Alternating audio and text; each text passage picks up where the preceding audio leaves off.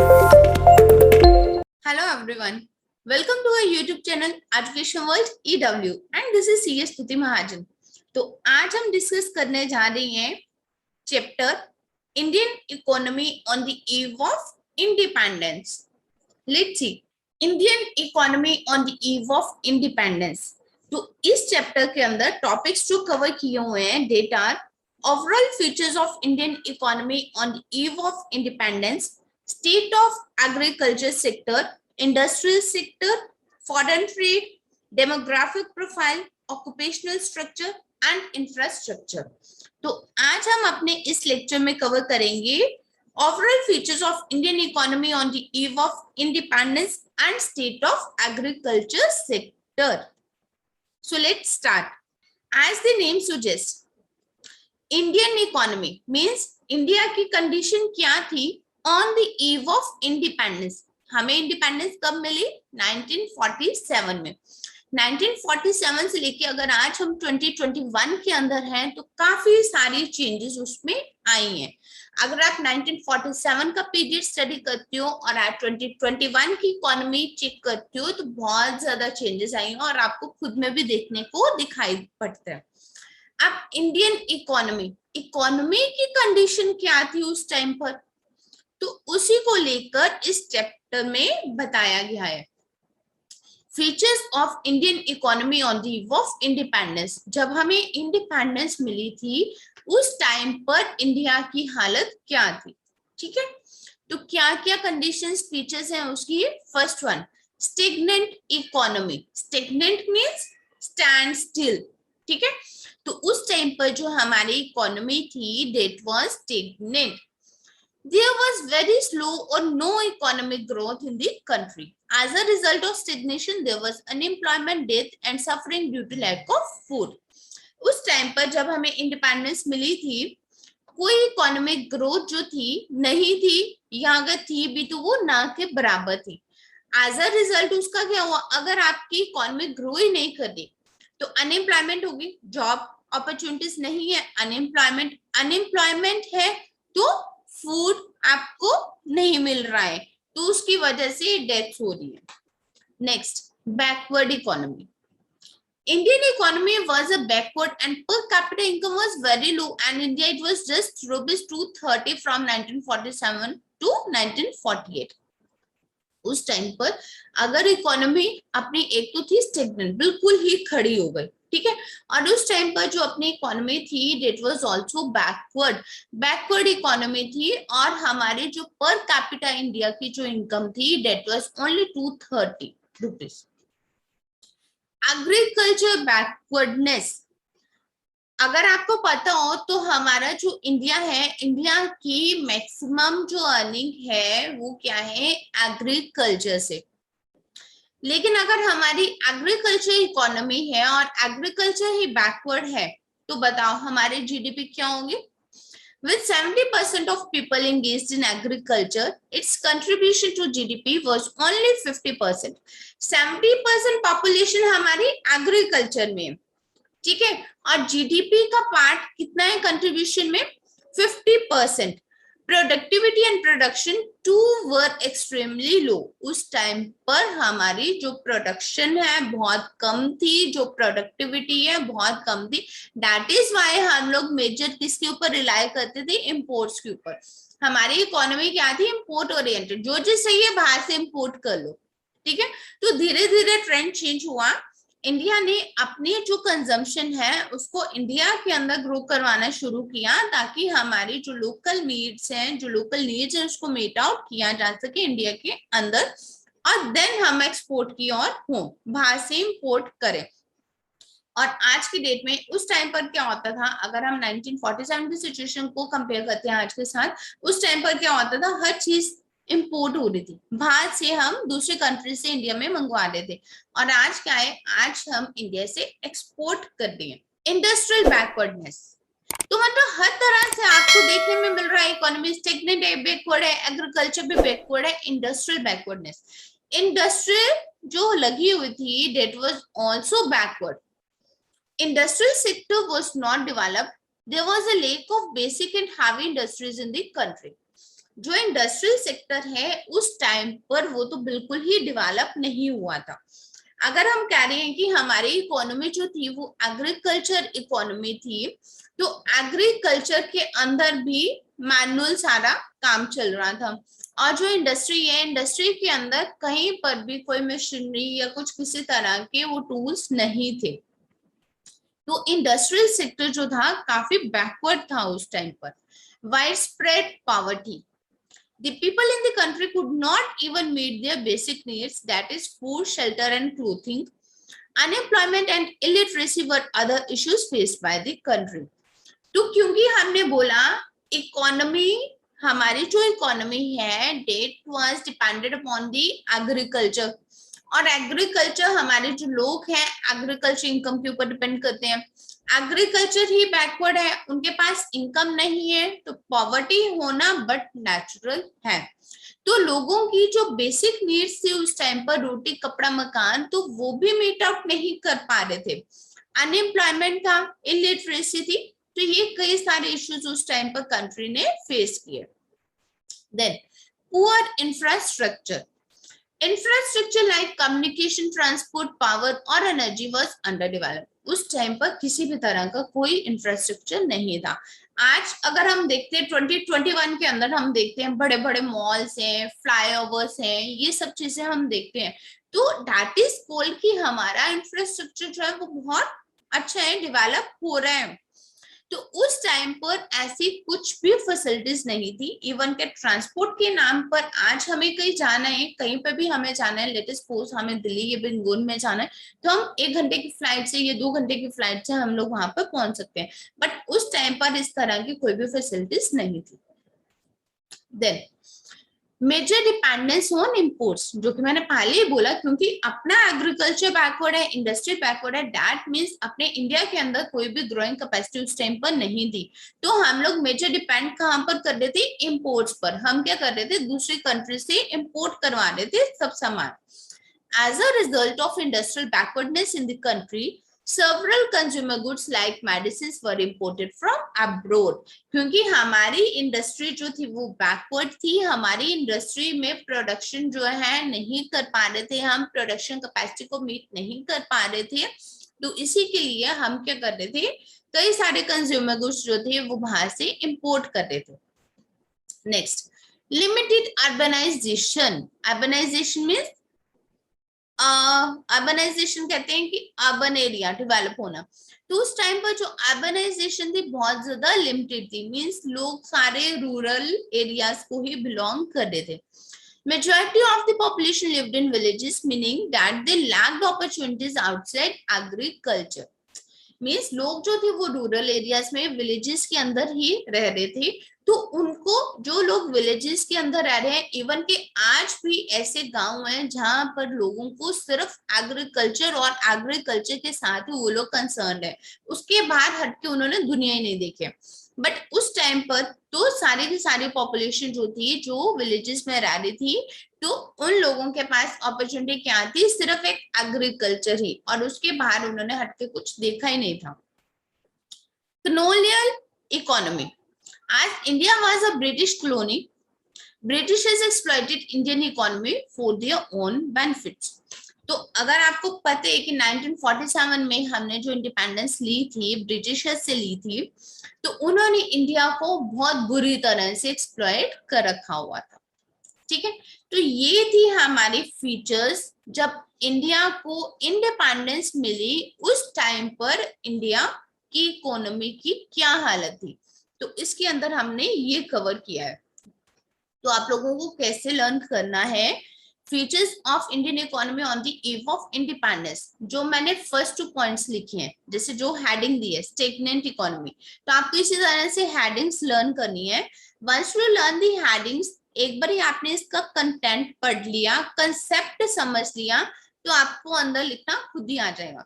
उस टाइम पर हमारी इकोनॉमी क्या थी? स्टेगनेंट, बैकवर्ड, एग्रीकल्चर भी बैकवर्ड, इंडस्ट्री भी backward, that is why poverty बहुत ज्यादा थी, poor infrastructure, major dependence on imports, limited urbanisation and colonial economy. ठीक है, तो ये सारे हमारे फीचर्स थे इंडियन इकोनॉमी के जब हमारे इंडिया को इंडिपेंडेंस मिले।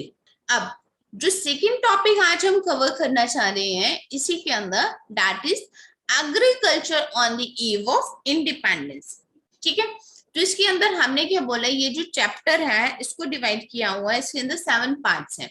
7 में से आज के लेक्चर में हम 2 पार्ट्स कवर किए हैं। हमने इसमें overall features of Indian economy and agriculture on the eve of independence या फिर स्टेट ऑफ एग्रीकल्चर सेक्टर, जो हमारा एग्रीकल्चर सेक्टर है उसकी जब इंडिपेंडेंस हमें मिली उस टाइम पर एग्रीकल्चर सेक्टर की क्या कंडीशन थी। हालांकि इंडियन इकोनॉमी के अंदर हमने एक वर्ड पढ़ा एग्रीकल्चर बैकवर्डनेस। ठीक है, अब हम देखते हैं उसको डिटेल में देखते हैं कि एग्रीकल्चर सेक्टर की क्या कंडीशंस थी। लो प्रोडक्शन एंड प्रोडक्टिविटी, सबसे पहले हम इसको समझेंगे। लो प्रोडक्शन, प्रोडक्शन का मीनिंग क्या हुआ, जो हमने कोई भी पैदावार की है, कोई हम लोगों ने प्रोडक्शन कर दिया है तो वो बहुत ज्यादा लो क्वांटिटी में हो रही है। एंड प्रोडक्टिविटी, प्रोडक्टिविटी मीन्स जितने एरिया के अंदर आप प्रोडक्शन कर रही हो उसकी प्रोडक्टिविटी क्या निकल रही है, डेट वाज आल्सो लो।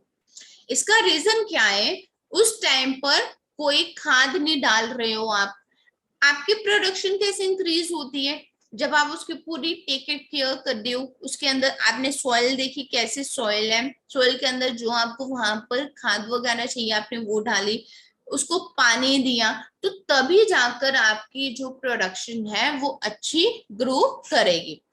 और लो प्रोडक्शन उस टाइम पर, तो क्योंकि हम कह रहे हैं कि एग्रीकल्चर बैकवर्ड था, कोई ध्यान ही नहीं था दे रहा, और ब्रिटिशर्स का रूल था, तो वो लोग इंडियन इकोनॉमी को पूरी तरह से एक्सप्लॉइट कर रहे थे। दैट इज द रीजन कि हमारा एग्रीकल्चर इसीलिए बैकवर्ड था।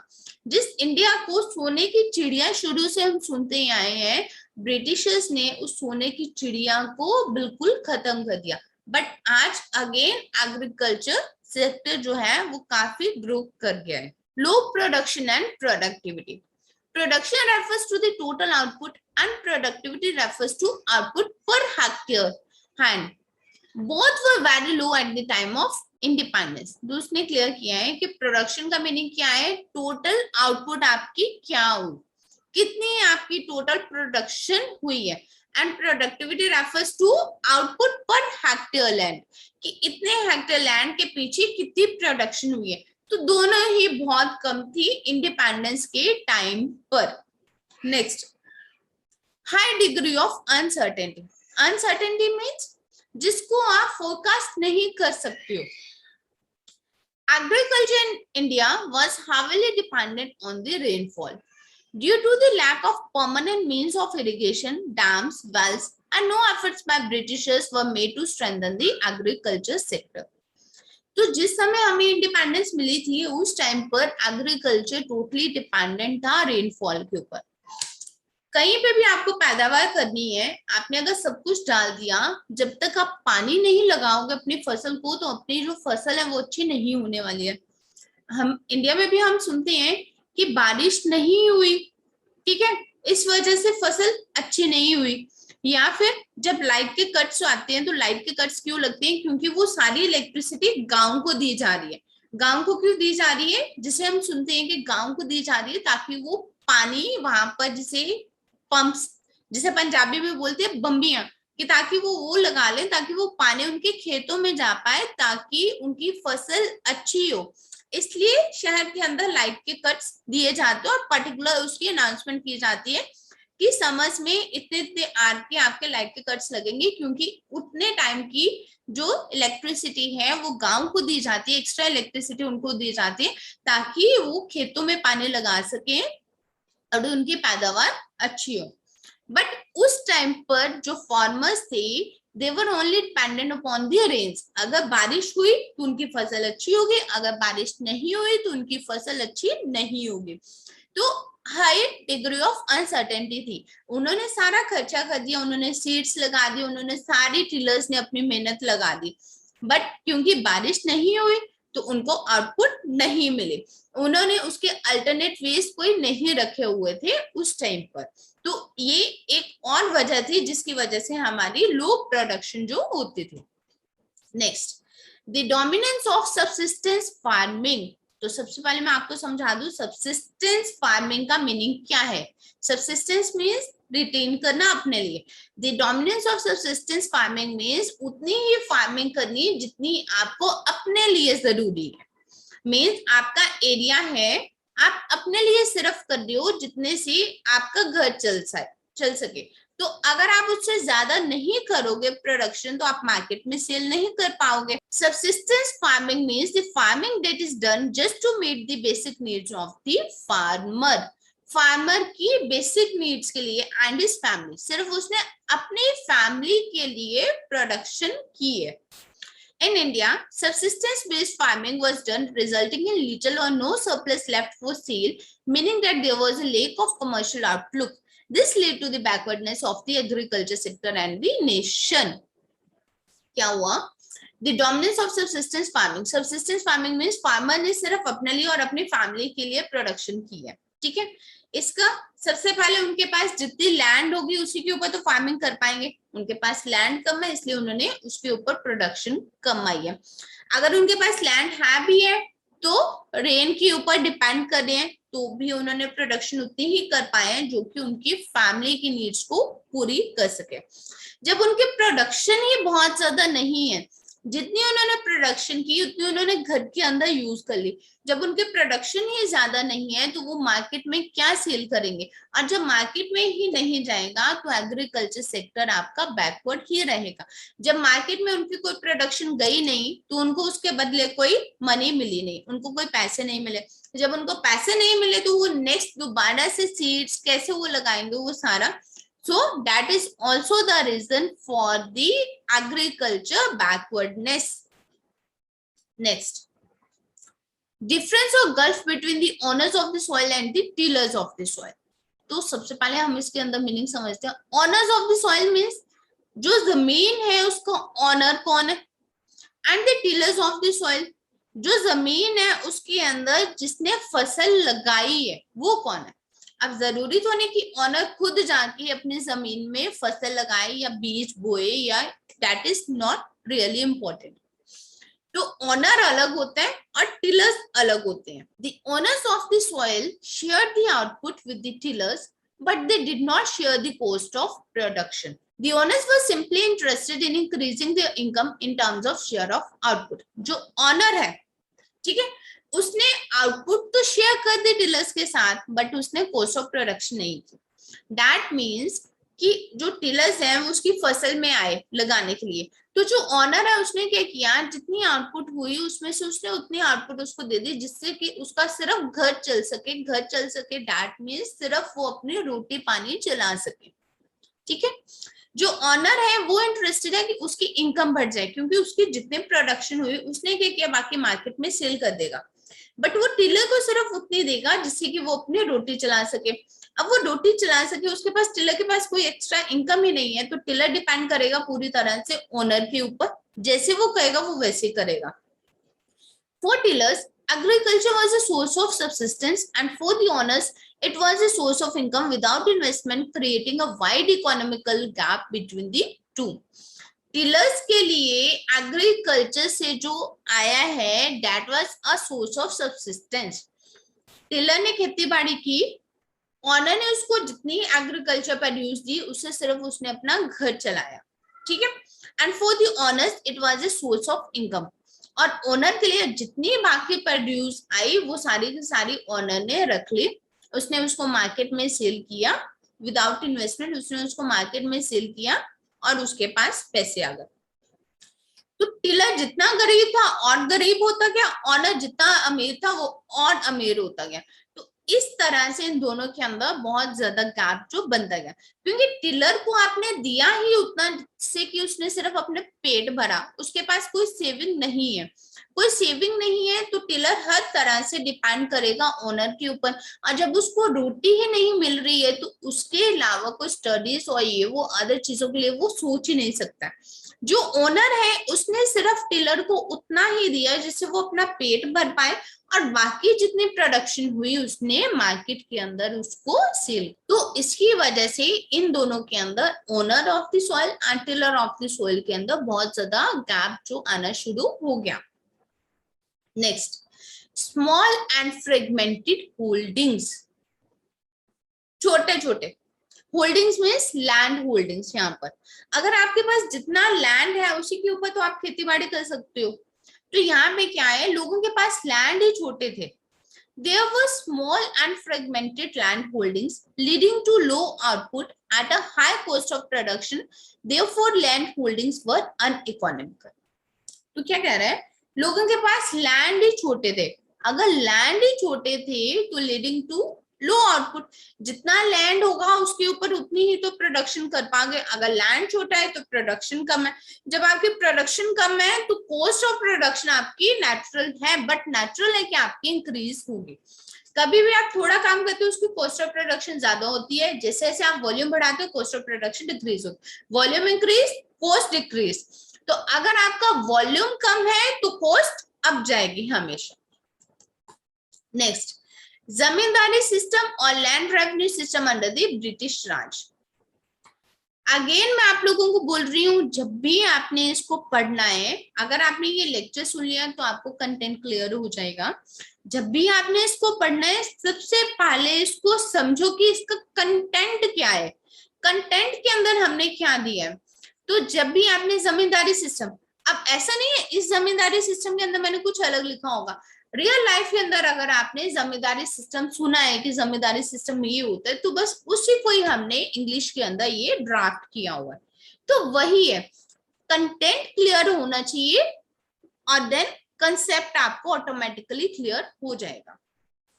और कभी भी कुछ भी पढ़ो उसका चैप्टर का जैसे नाम है Indian economy on the eve of independence, means India की क्या कंडीशन थी, इंडियन इकोनॉमी जो थी उस टाइम पर किस तरह की थी जिस समय हमें इंडिपेंडेंस मिली है। तो अगर आपने मूवीज देखी है, टीवी देखा है, तो वहीं से काफी कुछ आप लोगों को क्लियर है कि उस टाइम पर जो सिचुएशन थी इंडिया की वो बहुत ज्यादा खराब थी।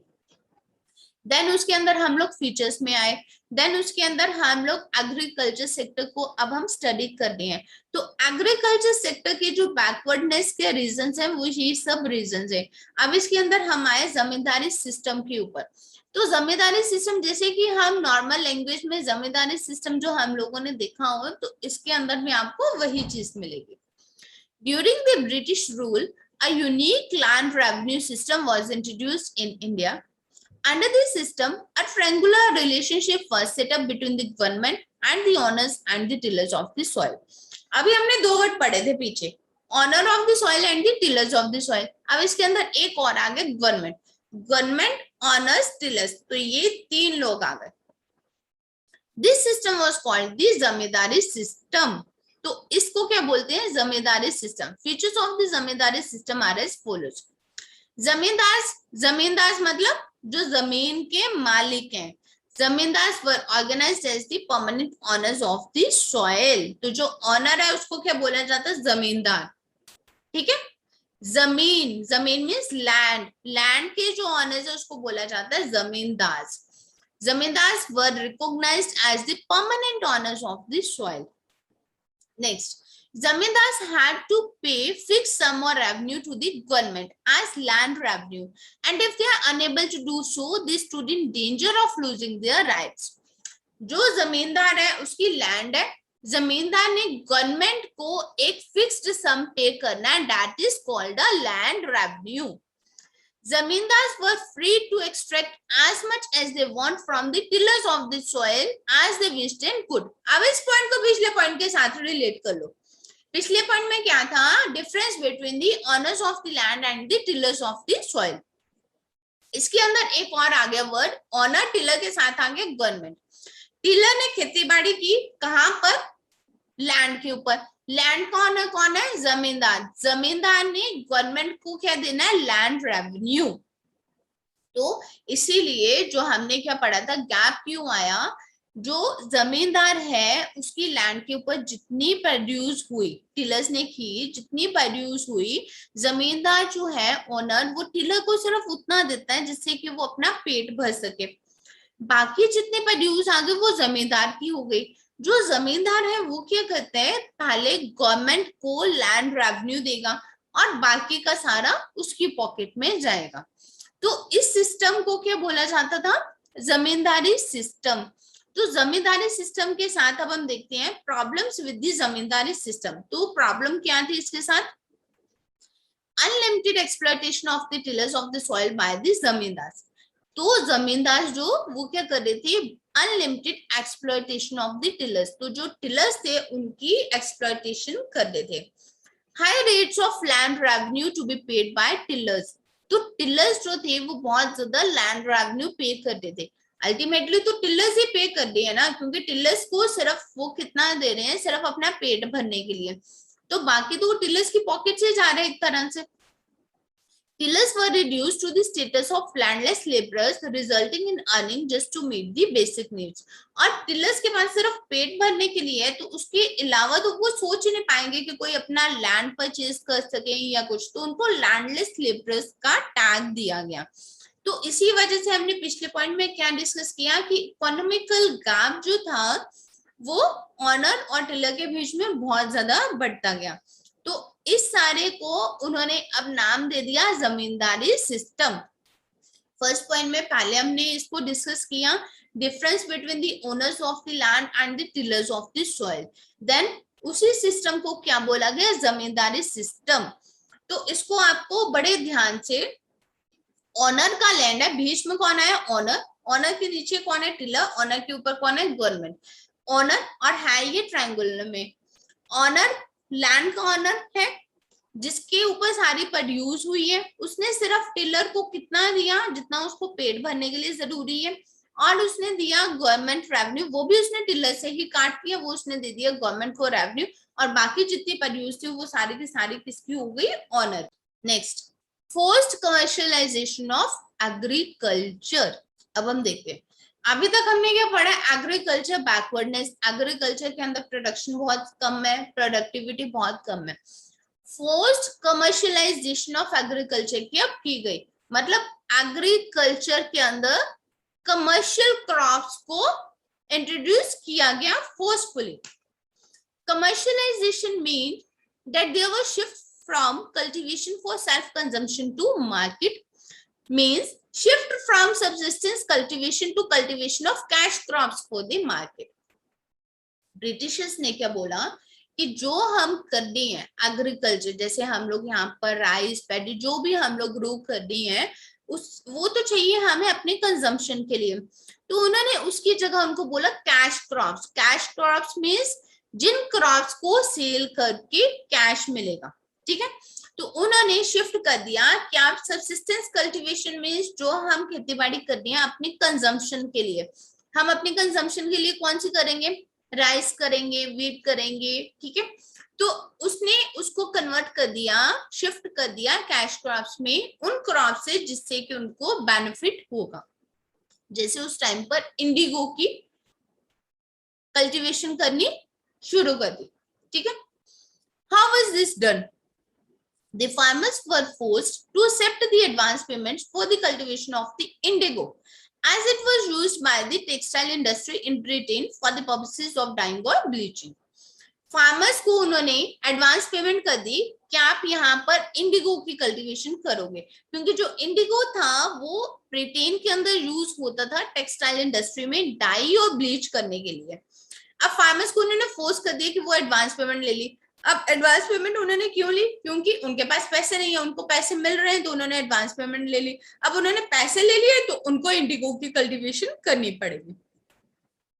Earlier, farmers grew grain for their family's consumption, but now they needed cash to buy it from the market. अब जब उन्होंने इंडिगो की कल्टीवेशन शुरू कर दी तो अब उनको अपने फैमिली के लिए जो ग्रेन खाने के लिए भी चाहिए वो भी उनको कहाँ से लेना है? मार्केट से लेना है। There were uncertainties in the market due to which the farmers became indebted. तो अनसर्टेनिटी मार्केट के अंदर आई जिसकी वजह से फार्मर्स और कर्जे में डूब गए.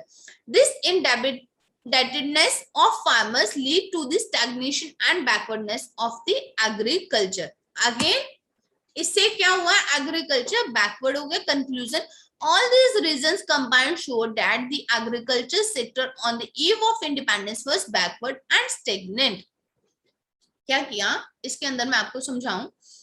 पहले तो जो एग्रीकल्चर की कर रहे थे उनकी प्रोडक्शन कम आ रही थी, प्रोडक्टिविटी लो थी. देन उसके बाद ब्रिटिशर्स ने उनको फोर्स कर दिया कि वो इंडिगो की कल्टीवेशन करें. अब उन्होंने इंडिगो की कल्टीवेशन कर दी, उसमें भी उनके जो पैसे लगे उनको कम पैसे दिए, ठीक है. और ग्रेन लेने के लिए उनको फिर बाहर जाना पड़ा. जब उनके पास जितने पैसे से उससे उनकी इंडिगो की कल्टीवेशन में ही वो सारे इन्वेस्ट हो गए और उसी से उनके जो रिटर्न्स थे वो पूरे नहीं हुए. तो जहां से वो ग्रेन ले रहे थे वो और कर्जे में डूब गए. ग्रेन तो उनको लेना ही था, अब उनके पास पैसे नहीं है, वो एग्रीकल्चर कोई भी कर नहीं सकते, कोई प्रोड्यूस नहीं कर सकते. तो that is also the reason कि उस समय जो हमारा एग्रीकल्चर बैकवर्ड और स्टेगनेंट था. तो ये थी हमारी Indian economy on the eve of independence और state of agriculture sector on the eve of independence.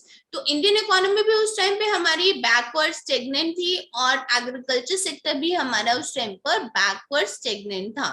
तो होप सो कि आपको ये सारा समझ आ गया होगा. अगर आपकी कोई भी क्वेरीज हो तो आप मुझे पोस्ट कर सकते हो. Thank you.